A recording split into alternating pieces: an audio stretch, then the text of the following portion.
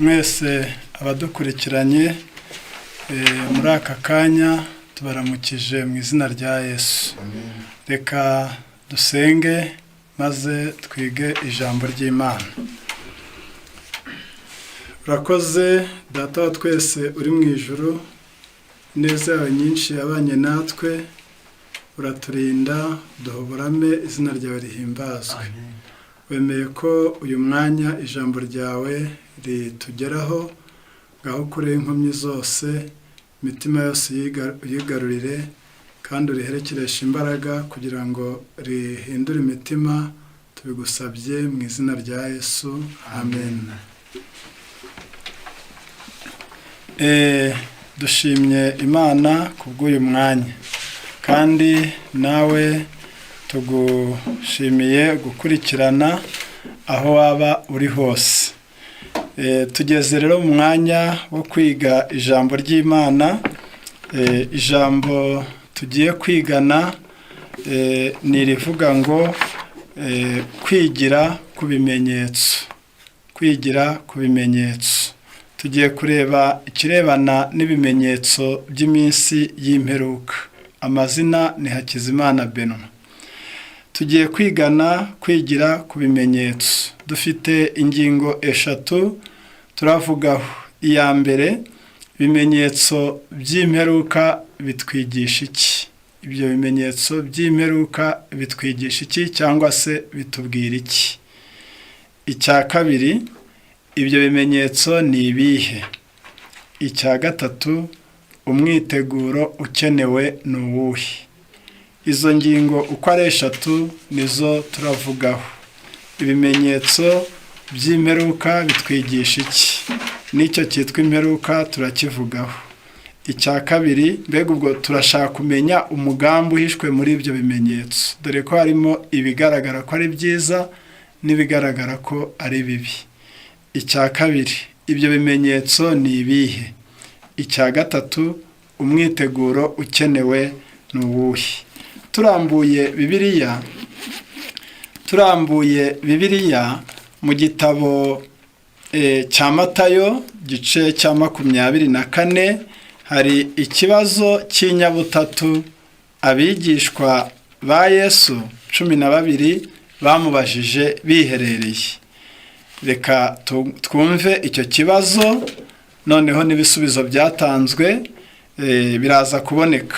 Matayo 24, umurongo waho ni umurongo wa 3, haranditse ngo yicaye ku musozi wa Elayono, abigishwa baza ahari biherereye, baramubaza bati, tubwire ibyo bizaba ryari, n'ikimenyetso cyo kuza kwawe n'icy'imperuka y'isi ni ikihe? Ndasubiramo, yicaye ku musozi wa Elayono, abigishwa baza ahari biherereye, baramubaza bati, tubwire ibyo bizaba ryari, n'ikimenyetso cyo kuza kwawe n'icy'imperuka y'isi ni ikihe? Iki kibazo bakimubajije yari amaze kuvuga ijambo riri ku murongo wa 2, avuga ko urusengero rw'i Yerusalemu rutazasigarana ibuye rigeretswe ku rindi ritajugunywe hasi. Byari ibintu bikomeye. Rwari urusengero rugaragara neza, ruhenze, rukurura amaso, rwari igitangaza ku isi. Hagati y'ibuye n'irindi harimo izahabu, ku buryo umuntu yarwireberagamo, rwashoboraga kumurikira uwo murwa igihe ukwezi kubonetse. Abigishwa bati, se uri kurureba ko umaze kuvuga ko iyi nzu isigaye ari umusaka? Dore ko insengero zikundwa, no muri iki gihe abantu bakunda insengero. Urebye ukuntu bazirimbisha n'uko barimbisha imitima ntaho bihuriye. Urebye ukuntu umuntu yirinda kuvuga nabi mu rusengero, n'ukuntu iwe avuga uko abonye. Urebye ukuntu abananiranye iwabo usanga mu rusengero bibombaritse, mbega nyine byahozeho. Noneho abandi bakarwirata, abarwubatse n'abatararwubatse, yewe mbega nyine rimwe na rimwe ndetse ugasanga n'utayoboka iryo dini nawe aravuga ati dufite urusengero rugezweho, wenda kubw'impamvu nyinshi. Ariko si icyo tugendereye. Abigishwa rero none nk'abavukiye mu Bayuda bareba icyo Yesu yise umusaka kandi gihagaze, gihumura, gisa neza, kandi umusaka ari ahadatuwe. Arangije Yesu ati inzu yanyu muyisigiwe ari umusaka. Abigishwa bahise bamubaza bati tubwire ibyo bizaba ryari? Ubwo ibyo bavugaga bizaba nibyo yari amaze kuvuga ngo nta buye rizasigara rigeretse ku rindi ritajugunywe hasi, ku murongo wa 2. Noneho bari babajije uru rusengero ruzarimbuka ryari? Icya 2, ikimenyetso cyo kuza kwawe ni ikihe? Icya 3, ikimperuka y'isi cyo ni ikihe?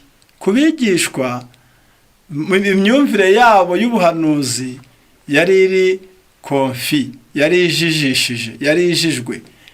Byari ibintu bivangavanze kuri bo. Ntago bari bazi ko kuza kwa Yesu ariyo mperuka. Bumvaga hari ukuza kwa Yesu akaba umwami, dore ko bigeze banabimubaza amaze kuzuka bati iki cyaba ari cyo gihe ugiye kuzanira mu bwami? Noneho ntibagutuke, noneho ntibagukubite, noneho ntibakubambe. Kuza kwawe uzaza ryari nka Mesiya, nk'umutware? Nicyo bavugaga, ku buryo n'abatambyi n'abatware n'abakayisari bazibwiriza bakaguha intebe nta ntambaro urwanya. Icyo kimenyetso cy'uko uzaza ni ikihe? 3, ikimperuka, kujya uvuga imperuka y'isi. Imperuka y'isi yo isi izashira ryari? Murumva ko twebwe imyumvire duhabwa na Bibiliya nuko ukuza kwa Yesu niyo mperuka y'isi. Ibyo byanditse muri Matayo 24:14. Noneho Yesu we abagaragariza ko bari bamaze kubaza ubwo ibibazo bitatu, ni Yerusalemu izarimbuka ryari? Ntabwo yababwiye umunsi, yababwiye ibimenyetso.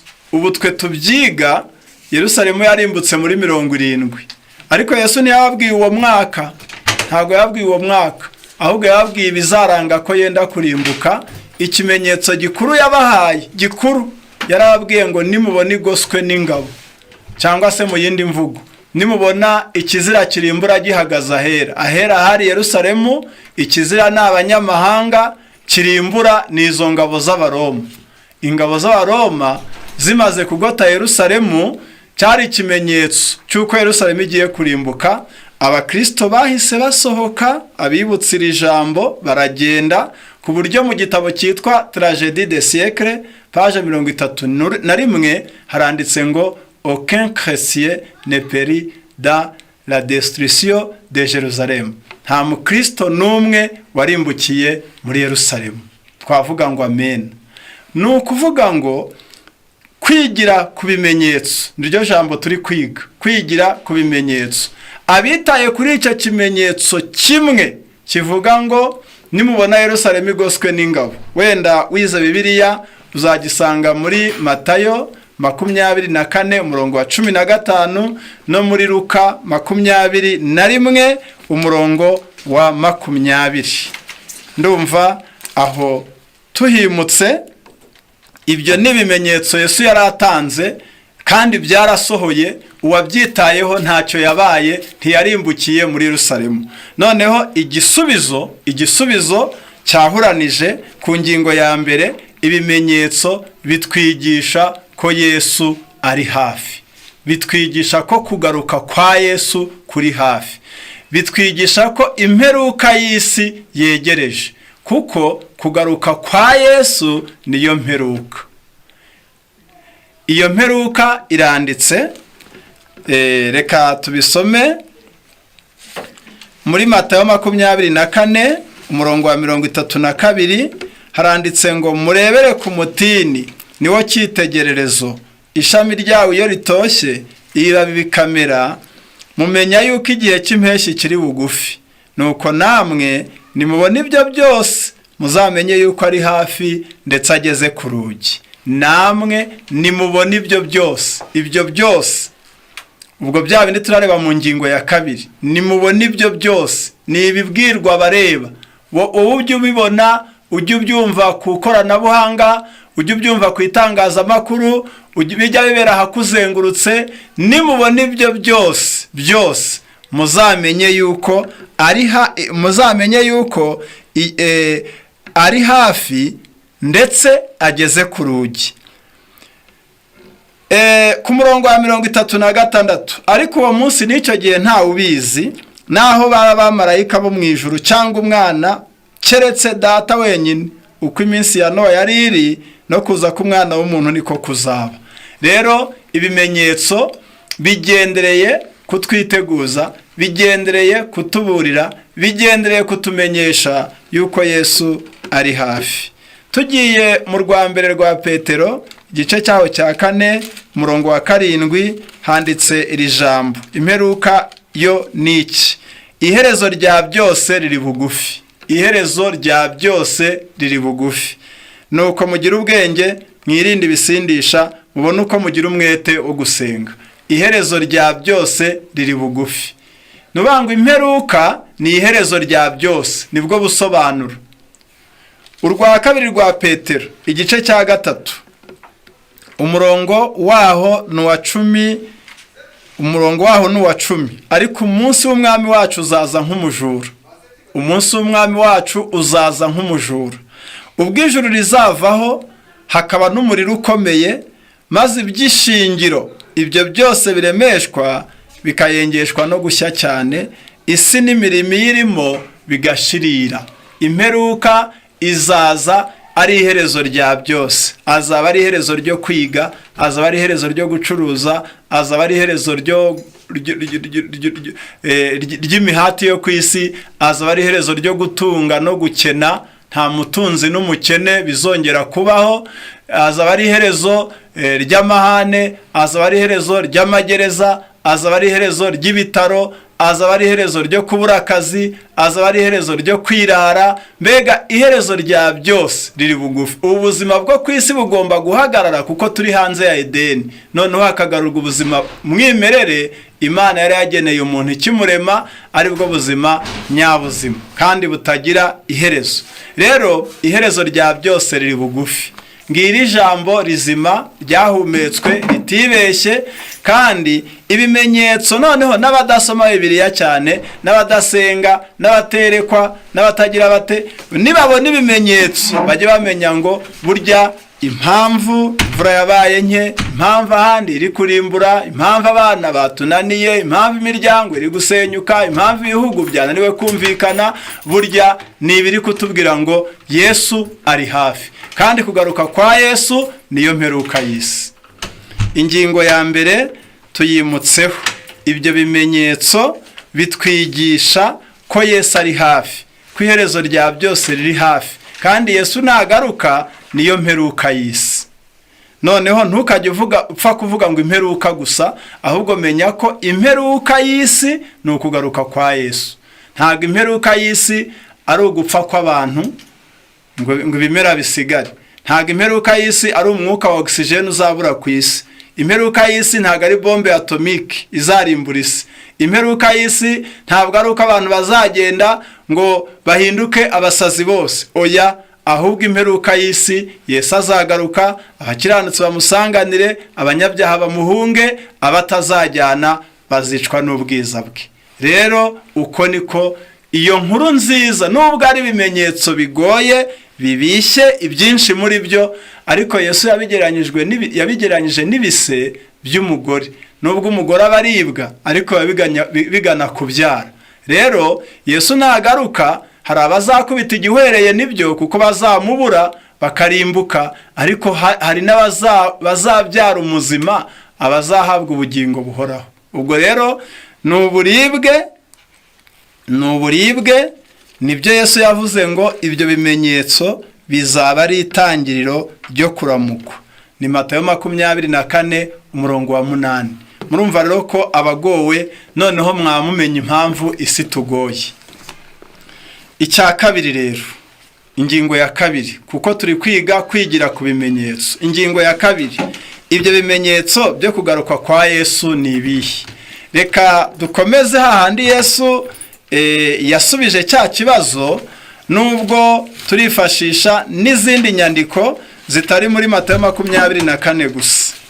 Haranditse ngo Matayo 24 umurongo wa 4, Yesu arasubiza ati mwirinde hatagira umuntu bayobye, kuko benshi bazaza biyita izina ryanjye bati ni nge Kristo, bazayobya benshi. Muzumva iby'intambara n'impuha z'intambara, mwirinde mudahagarika imitima, kuko ibyo bitazabura kubaho, ariko imperuka izaba itaraza. Ishyanga rizatera irindi shyanga, n'ubwami buzatera ubundi bwami, hazabaho inzara n'ibishyitsi hamwe na hamwe, ariko ibyo byose bizaba ari itangiriro ryo kuramukwa. Ubwo nibwo bazabagambanira ngo mubabazwe, ndetse bazabica, muzangwa n'amahanga yose abahora izina ryanjye.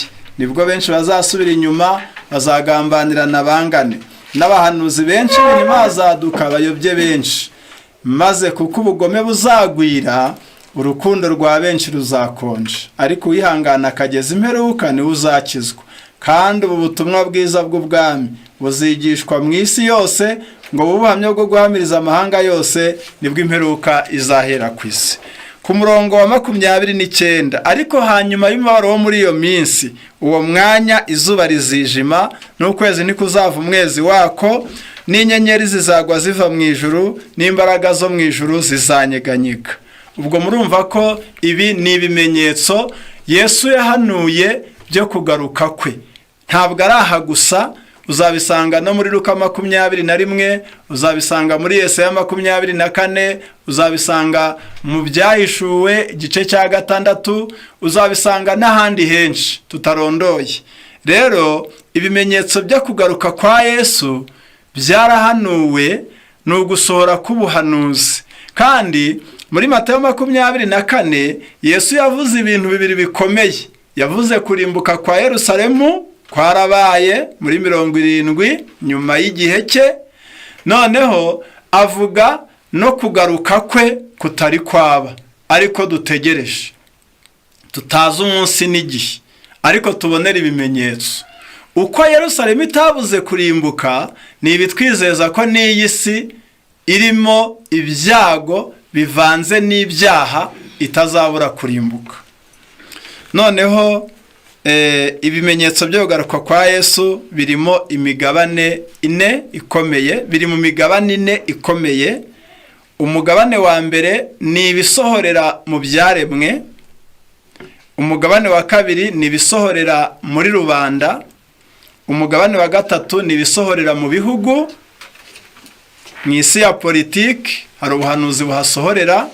Icya kane ni ubusohorera mu iyobokamana. Ibimenyetso byo kugaruka kwa Yesu biragaragara cyane ntibishidikanywa. Kandi reka tubabwire ngo uku niko gusaza ku isi. Buriya iyo umuntu agiye gusaza, nako iyo ageze mu busaza, ibimenyetso by'abasaza birahari. Iyi myaka yeze, ibimenyetso biragaragara. Yewe niyerera mu butaka, hari ibimenyetso ureba ukavuga ngo iyireze. Nuko umudamu wenda kubyara, hari ibimenyetso. Uko ni ku isi dutuyeho, uyu mugabane dutuyeho nawo ufite ibimenyetso bidapfa kwikora, ahubwo bikaba bigendereye kutwigisha. Kuko mu gitabo cyitwa Témoignage de l'Église, page 149, haranditse ngo le monde n'est pas sans chef, isi ntiriho itagira umutware. Le programme des événements est dans la main du Seigneur. Urutonde, gahunda y'ibibaho cyangwa se y'ibyaduka iri mu biganza by'Uwiteka. Ntabwo ibintu byikora, nta nubwo byikoresha, nta n'umuntu wabiyobora. Ariyo mpamvu iyo uzi Imana ntawe witakana, nta n'uwo wijundika, ahubwo umenya ngo ni imperuka, ahubwo ukaza gukora igisabwa muri ya ngingo ya 3 turaza kureba. Ibimenyetso rero bikigaragariza mu byaremwe, bikigaragariza muri rubanda, bikigaragariza mu bihugu, bikigaragariza no mu iyobokamana. Reka mvuge hose, ariko mu ncamake ndaza kuvunagura mvuga bimwe muri byo, kuko ntago buri cyose twagisoma ngo tugitangire inyandiko, bitewe nuko dushaka kugera ku ngingo ivuga ngo twakitegura duti. Mu byaremwe hari indwara mu bantu, amatungo n'ibimera. Uwo ni umuvumo w'icyaha kuva Adamu yasohoka muri Edeni, ariko noneho mu gihe cyacuho urumva ko uwo muvumo umaze kwikuba. Niba icyaha cya Adamu cyarateye ingaruka nk'izo muzi, icya Kayini kikongeraho, noneho fata n'ibyawe n'ibyanjye n'iby'undi, ubwo urumva ko isi byarahanuwe ngo igicumuro cyayo kizayiremerera. Byaha bimaze kuba byinshi, ubwo rero birumvikana ko uko ibyaha byiyongera niko n'umuvumo wiyongera. Hari ubukene bwiyongera, kwiyongera k'ubukene bivuye ku mpamvu nyinshi, cyo nacyo ni ikimenyetso. Hari ihinduka ry'ibihe cyangwa se ihindagurika ry'ibihe, ibyo nabyo ni ikimenyetso. Imvura ntigwire igihe, izuba ntirivire igihe, ibintu bigakomera. Icya kane ni ibiza bitandukanye, imitingito, imyuzure, imiriro yiyakije n'ibindi. Amapfa ahanini ku isi, aho mwene muntu yarateze umusaruro ukabura ku mpamvu zitandukanye, yaba ari indyanyi, yaba ari izuba ryinshi, yaba ari imvura nyinshi n'izindi mpamvu, amapfa akaza. Noneho hari ibimenyetso muri rubanda. Muri rubanda hari ubugome, hari umubano mubi cyangwa se ubwumvikane buke mu miryango. Imiryango tuvuga ni abavukana, ni abashyingiranwe, ni ababyeyi n'abana. Ubugambanyi nabwo buriho, hariho umwiryane, hari ukutirinda n'ubusambo, aho inda yahawe ijambo ubupfura bukimurwa. Hari ugukunda impiya ku rugero rwo hejuru. Ibyo ni ibimenyetso muri rubanda. Hari ibimenyetso mu mibanire y'ibihugu. Hari intambara, hari impuha zazo, hari ukunanirwa kw'ibihugu byishyize hamwe bikananirwa kuzana amahoro. Icya kane, hari intwaro kirimbuzi, kwiyongera kw'intwaro kirimbuzi. Ibyo byose byarahanuwe, ntabwo ari amakuru turi gutanga, ahubwo turi kwiga uko ibi bintu byahanuwe naho bitwerekeza. Mu iyobokamana hari abahanuzi b'ibinyoma, hari abayoboke bishushanya, ubuhakanyi no kureka Imana nabyo birahari. Ubwo uhakana ni uwemeraga, ubuhakanyi no kureka Imana cyangwa se kuyimura. Akarengane kabera nako karimo mu buhanuzi. Gusubira inyuma mu by'umwuka byo nabyo byarahanuwe. Ubutumwa bwiza bw'ubwami nacyo ni ikimenyetso, ni nacyo giheruka kandi ni cyiza, ariko nacyo ni ikimenyetso. Rero ibi ni incamake. Wareba ibyo bimenyetso mu byaremwe, wareba ibyo bimenyetso mu mibanire y'ibihugu, wareba ibimenyetso muri rubanda, wabireba mu iyobokamana. Reka duhere mu byaremwe. Mu byahishuwe igice cya 6 umurongo wa 12, buriya nubwo twavuga ngo saa 9:40, ariko hari intangiriro ya saa 9 ugera na 40, ariko habanje kwituramo saa 9. n'iyi minsi y'imperuka turimo ifite aho yagwiriyemo. Ntukajye wibwira ko kuva Yesu yagenda iminsi y'imperuka yaje. Oya, na Pawulo yandikiye Timoteyo ngo umenye yuko mu minsi y'imperuka hazaza ibihe birushya. Ubwo rero murumva ko byari bikiri imbere. Ntabwo Yesu yagiye ngo iminsi y'imperuka ihere ku itangira. Mu gitabo cy'Ibyahishuwe 6 umurongo wa 12 ni amagambo ahuje n'ayo twasomye muri Matayo 24, aho Yesu yavuze ngo hanyuma y'umubabaro wo muri iyo minsi izuba rizijima. Hanyuma y'umubabaro wo muri iyo minsi izuba rizijima. Noneho mu Byahishuwe 6:12 nuko mbona amena ikimenyetso cya 6. Habaho igishyitsi cyinshi, izuba ririrabura nk'ikigunira kiboheshejwe ubwoya, ukwezi kose guhinduka nk'amaraso. Inyenyeri zo mu ijuru zigwa hasi nk'uko umutini iyo unyeganyejwe n'umuyaga mwinshi uragarika imbuto zawo zidahishije. Ibi ni ibimenyetso bigaragaza kugaruka kwa Yesu, kuko hepfo yabyo hagaragaye abami, abatware, abafite ubushobozi, abimbata, abumudendezo, abakire n'abakene birukanka bahunga amaso y'uwicaye ku ntebe. Ubwo rero murumva ko ibimenyetso bibanziriza kugaruka kwa Yesu bihereye mu byaremwe. Izuba ririrabura, ukwezi guhinduka nk'amaraso, inyenyeri ziragwa, habaho igishyitsi cyinshi. Ibi bintu bigomba kumenywa, ese byarabaye, biri kuba, bizaba, kuko ushobora kuba ubitegereje byarahise kandi nacyo cyaba ari ikibazo. Ibimenyetso uko ari 3 byarabaye. Turababwira igihe buri cyose cyabereye, muzaje mu mateka muzabikurikirana no mu mwuka w'ubuhanuzi. Turabarangira n'ibitabo.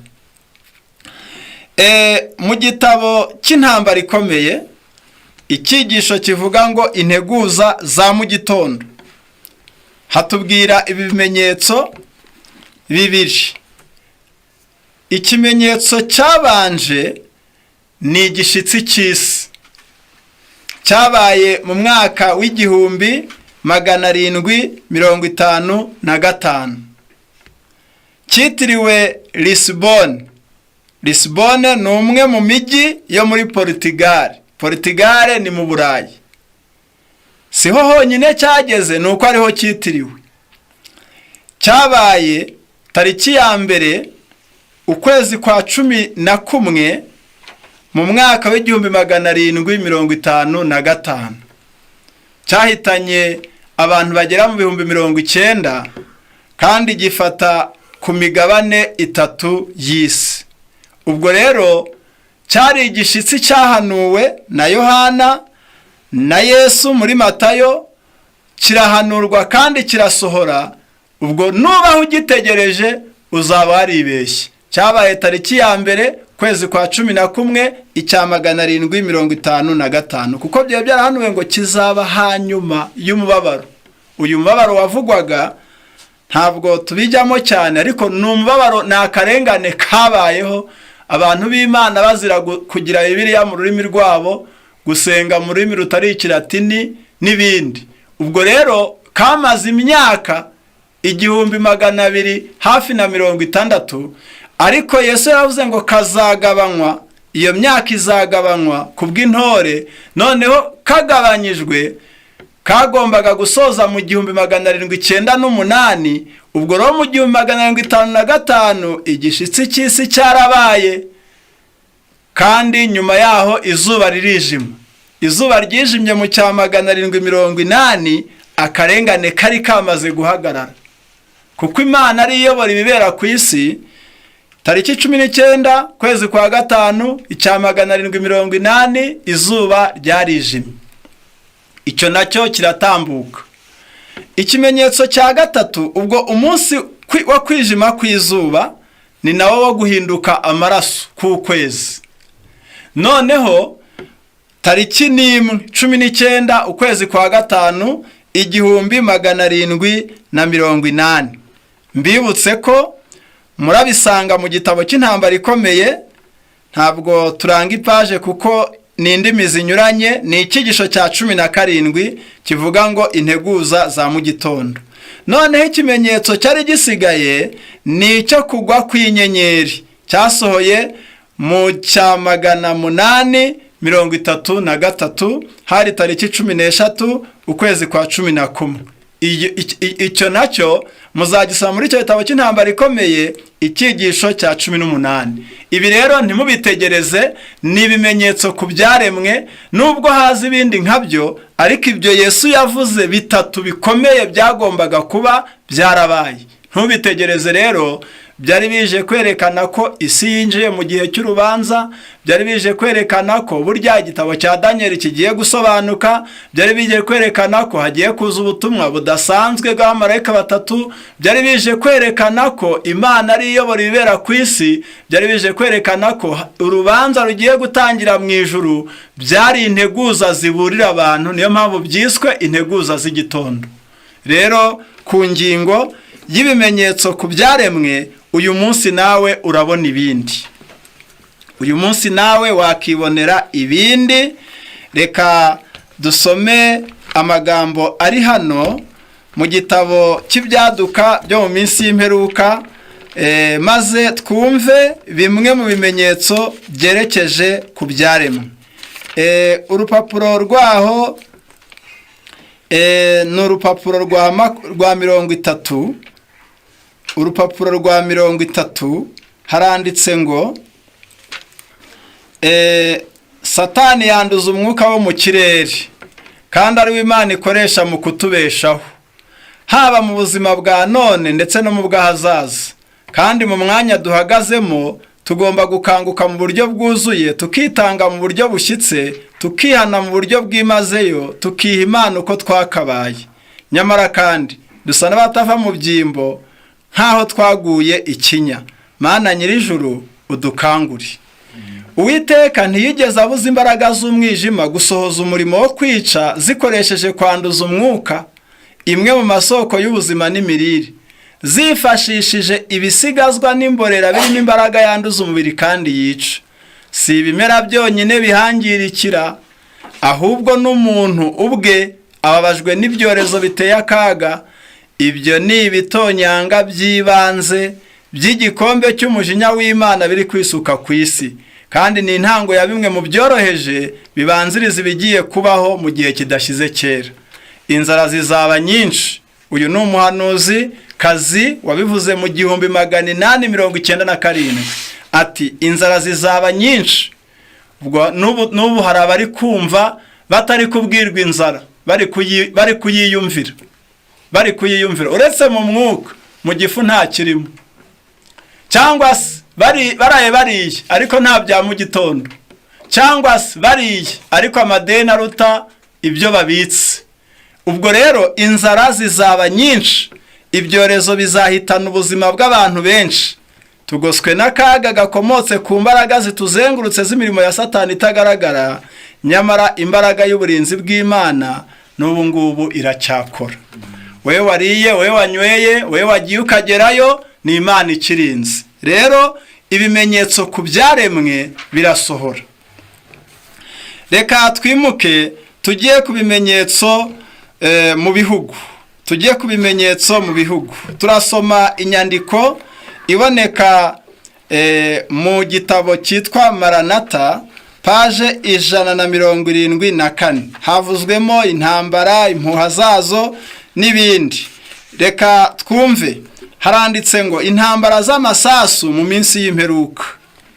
Ni paje 174 mu gitabo cyitwa Maranatha. Uku ni Uwiteka Nyiringabo avuga ati, dore ibyago bizava mu ishyanga rimwe bitera irindi, kandi inkuba ikomeye izaturuka ku mpera z'isi. Byanditse muri Yeremiya gice cya 25 umurongo wa 32. Vuba aha amakuba ateye ubwoba azavuka hagati y'amahanga. Iyi ni inyandiko yanditswe kera, ntago biri guhanurwa ubu, turi kubisubiramo kuko n'ubuhanuzi bukomeza. Ariko ubwo ndagira ngo mbabwire ngo byahanuwe mbere, ubwo biri gusohora ariko byarahanuwe mbere y'ubu. Vuba aha amakuba ateye ubwoba azavuka hagati y'amahanga, amakuba atazahagarara kugeza Yesu aje. iri ni ryo jambo rikwiye kwitabwaho. Vuba aha amakuba ateye ubwoba azavuka hagati y'amahanga, amakuba atazahagarara kugeza Yesu aje. Dukeneye kwiyegeranya kuruta uko byigeze kubaho, tugakorera uwo wateguye intebe y'ubwami bwe mu ijuru, uwo nyir'ubwami butegeka byose. Imana ntiyaretse ubwoko bwayo, kandi imbaraga zacu zishingiye mu komatana nayo. Mu gihe gito hazaduka intambara hagati y'ibihugu, izaba ifite ubukana tutashobora kwiyumvisha kuri ubu. Iki gihe turimo ni injyanamuntu ku bariho bose, abategeka n'abami. Mbega ubwo turabwiwe ngo nta muntu ku isi worohewe, nta muntu ku isi worohewe. Ntukagire uwugaya, ntukagire uveba, ntukagire urenganya. Nuko iki gihe turimo ni injyanamuntu ku bariho bose, abategeka n'abami, abari mu myanya yo kwiringirwa mu buyobozi, abagabo n'abagore bajijutse bo mu nzego zose, bahanze amaso biri kubera ahatuzengurutse. Ubwo ujya ureba ukuntu YouTube irebwa, cyane cyane iyo byakomeye. Niba bibaye muri Isirayeli, ubwo ni isi bayerekeje. Niba bibaye muri Afurika, na isi bayerekeje. Niba hari ikibaye muri Amerika, na isi bayerekeje. Radio yose nibyivuga, na za zindi z'imvutsi zivuka buri munsi naho zivukira. Ubwo noneho yewe n'abantu bakigira amaradiyo. Ubwo noneho inyandiko iravuze ngo baritegereza imvururu z'urudaca mu mibanire y'ibihugu, bakanitegereza umuvumba w'ibiriho uri kwigarurira ibiri ku isi byose.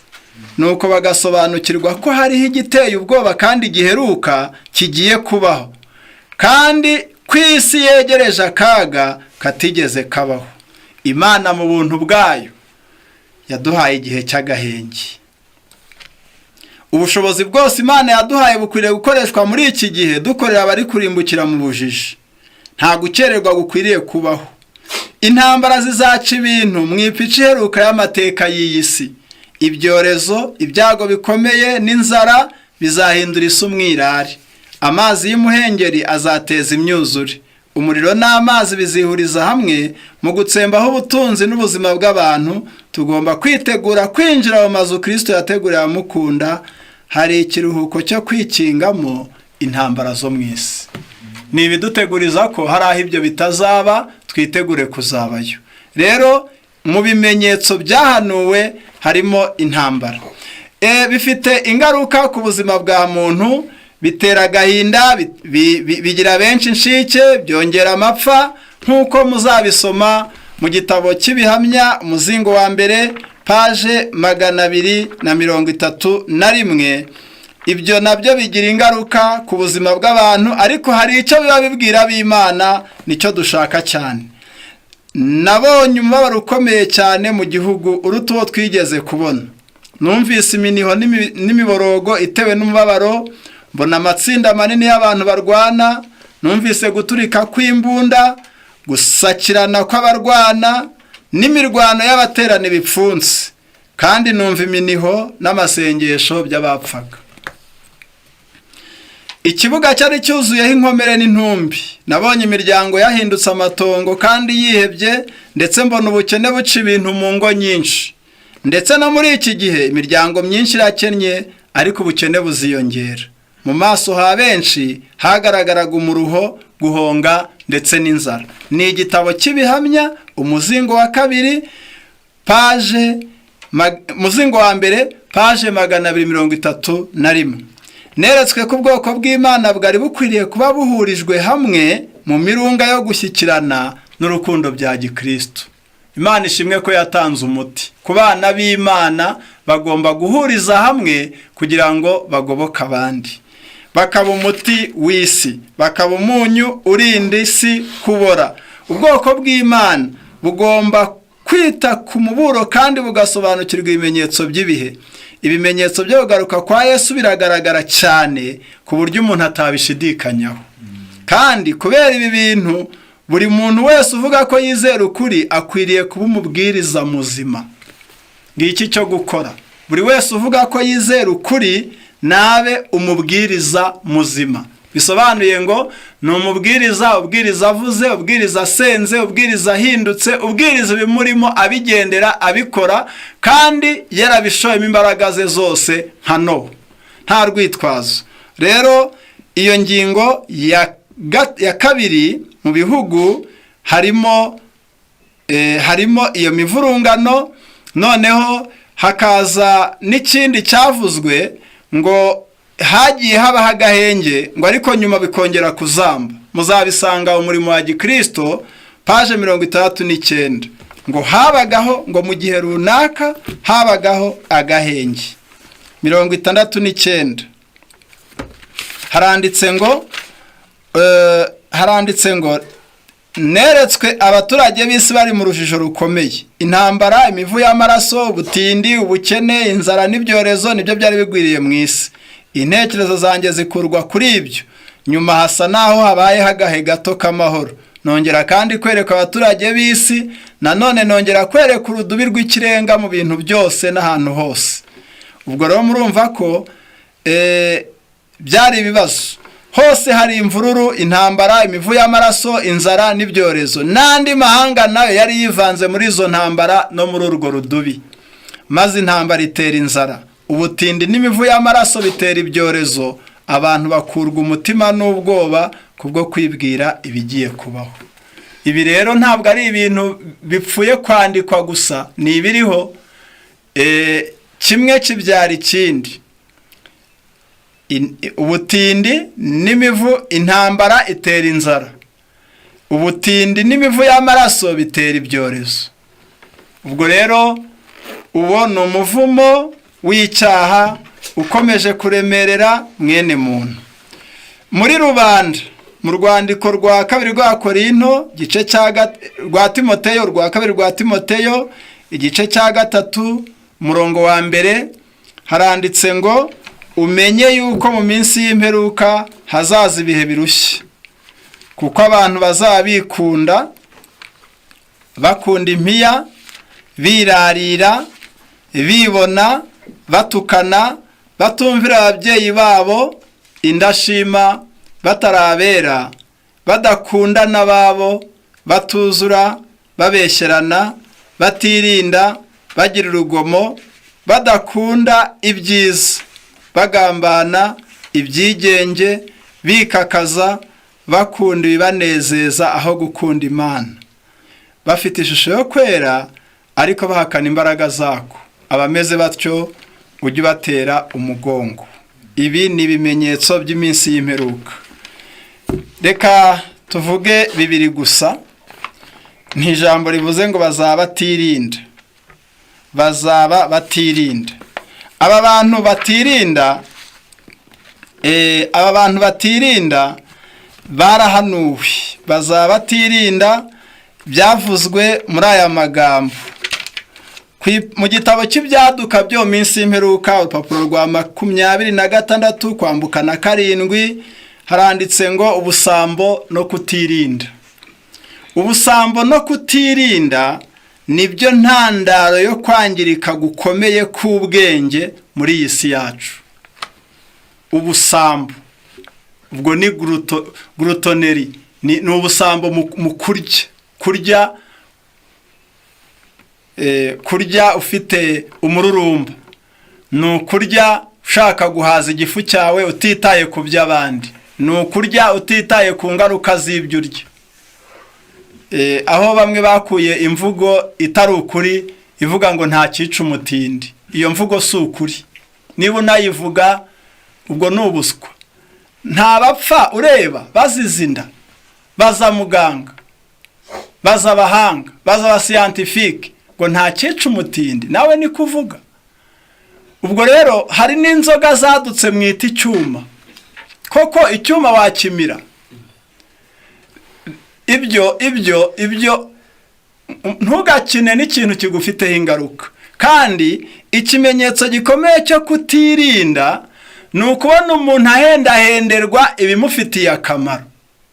Ngo nyabo nashyira umwana we mu ishuri, ngo aha data sinasiba akabari. Kandi uziko uri kugana mu gusaza, ejo nakorera 1000 ntikizabahaza mwembi, ariko niyiga akamenya umwuga agakorera 5 wenda azaguha 2500. Guhendahenderwa ibifite akamaro ni ikimenyetso cyo kwangirika k'ubwenge. Ubwo urubyiruko narwo rugashoka ibiyobyabwenge, kandi aho munsi y'umuhanda no umuhanda no hejuru yawo hariho imbata, victime, abahitanywe n'ibyo biyobyabwenge, abirukanwe ku kazi, abadafite icyo bamaze, abatazi no kwambara imyenda bitewe n'ibiyobyabwenge, nawe ugashoka muri izo ngeso. Noneho rero ibyo ubusambo no kutirinda nibyo ntandaro yo kwangirika gukomeye k'ubwenge muri iyi si yacu. Satani arabizi kandi ntahwema gushukashuka abagabo n'abagore kugira ngo bemere gutegekwa n'ipfa ry'ibyo bakunda, batitaye ku butaraga ndetse no ku buzima. Kurya, kunywa no kwambara byahindutse intego yo kubaho y'abatuye ku isi. Ibimeze bityo nibyo byariho mbere y'umwuzure. Mbega ngo iyo mibereho yo gusesagura ni kimwe mu bihamya bimenyekanisha ko iherezo ry'amateka y'isi ryegereje. Niho muzumva ngo nyabuna mwe kunywa inzoga mutwaye, mwe kunywa inzoga mu masaha y'akazi, ariko wagera ahantu saa sita z'amanywa ukabona abadamu basize abana bari kunywa, ukabona abantu bataye ibicuruzwa ku isoko ku gitanda bari kunywa. Ibyo ni ibintu bigaragaza ko hariho kononekara. Rero ibimenyetso muri rubanda biragaragara. Akagingo ka kabiri tuvugaho, baza badakunda n'ababo. Ubwo ni umukazana utazubaha nyirabukwe, ni nyirabukwe utazita ku mukazana akamufata nka mukeba, ni ababyeyi, yewe abana bazica ababyeyi, ababyeyi bazagambanira abana. Ibyo ni ibimenyetso biriho, ntabwo tukibibwirwa nk'ibizaba, ni ibiriho. Abashakanye bicane, abana basuzugura ababyeyi, baza batumvira ababyeyi, baza badakunda n'ababo.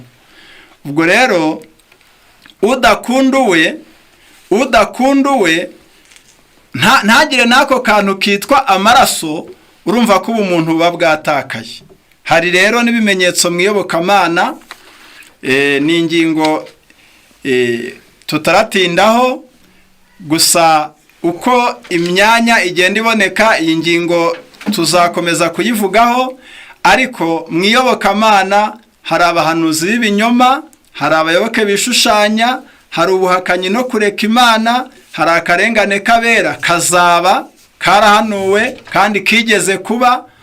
Noneho hari ugusubira inyuma mu by'umwuka, hari n'ubutumwa bwiza bw'ubwami. Mwiyobokamana ikimenyetso gikomeye dutindaho ni ubutumwa bwiza bw'ubwami. Bwa butumwa Yesu yabwirije bugomba kuboneka, ariko busanze abantu ngo baziziba amatwi ngo batumva ukuri, bazigwiriza abigisha bahuje n'irari ryabo. Urwa kabiri rwa Timoteyo 4:3. Ingeso yose ubu ku isi yaba yarakubase, ugashaka umubwiriza uyishyigikira, wamubona kandi afashe Bibiliya imwe n'abandi. Rero ngiyi impamvu duhamya ko turi mu bihe by'imperuka. Ingingo ya 3 nibaza ngo twakwitegura duti. Tumaze kubona turi kwigira ku byaremwe, kwigira ku bimenyetso. Ibimenyetso tubonye ko bitwigisha ko Yesu ari hafi. Ibimenyetso tumaze kubona imigabane yuko bisohora. Tugiye no kureba noneho umwiteguro ukenewe. Kwitegura ni itegeko. Kwitegura ni itegeko. Muri Luka 21:34, reka dusome icyo havuga. Luka 21:34 harimo ijambo ritubwira riti, Luka 21:34 kugeza 36 haranditse ngo, ariko mwirinde imitima yanyu ye kuremererwa n'ivutu no gusinda n'amaganya y'iyi si, uwo munsi ukazabatungura, kuko uzatungura abantu bose bari mu isi yose umeze nk'umutego.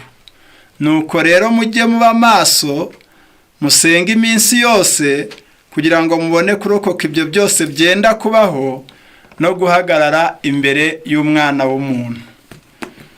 Mu gitabo cy'intambara ikomeye handitsemo ijambo rikomeye rivuga ngo uko kuza kwe kwaza kose umunsi w'Imana uzatungura ababi n'abadatekereza. Turasabwa ibi bintu bigera muri 5. Icya mbere, twizere Imana. Twizere Imana niyo iyoboye ibiri ku isi. Bizaturinda amaganya, bizaturinda guhugirana no kugira iby'isi nyambere. Icya kabiri, tube maso kandi dusenge.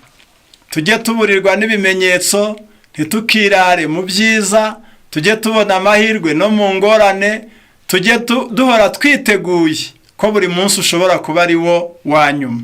Tuzaba turi maso kandi dusenge. Icya gatatu, twihane. Twihane kuko kwihana no kwemera ubutumwa bwiza nibyo Yesu yabwiye abantu ngo ugiye kirasohoye, ubwami bw'Imana buri hafi, nuko mwihane mwemere ubutumwa bwiza.